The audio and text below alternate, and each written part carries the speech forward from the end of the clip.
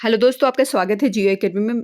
मैं आज बात करूंगी बरकतुल्लाह में पीएचडी एंट्रेंस एग्जाम होगा या नहीं होगा। बहुत दिनों से आप लोग पूछ रहे थे, तो 2025 के लिए पीएचडी एंट्रेंस एग्जाम नहीं लेगा बरकतुल्लाह।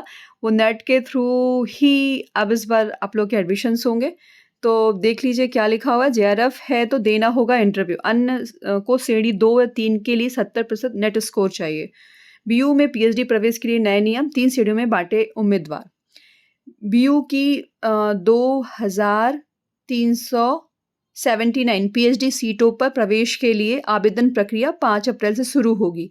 यह पहला मौका है जब बीयू में विश्वविद्यालय अनुदान आयोग की राष्ट्रीय पात्रता परीक्षा के स्कोर के आधार पर पीएचडी में प्रवेश होगा। बीयू ने शुक्रवार को इसका नोटिफिकेशन जारी कर दिया है।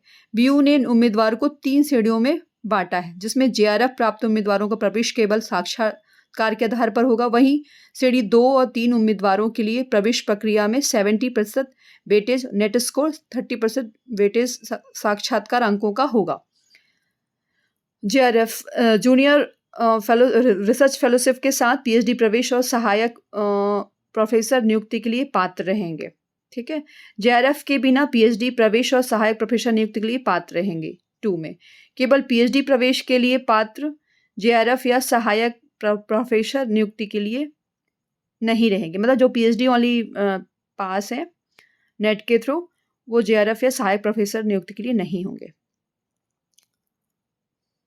अब देख लेते हैं और क्या लिखा हुआ। केवल 1 साल के लिए मान्य होगा नेट स्कोर। नेट परीक्षा के परिणाम को प्रतिशत के रूप में घोषित किया जाएगा, जिसे पीएचडी प्रवेश प्रक्रिया में उपयोग किया जाएगा। आवेदन प्रक्रिया इच्छुक उम्मीदवार विश्वविद्यालय के आधिकारिक वेबसाइट के माध्यम से ऑनलाइन आवेदन कर सकते हैं।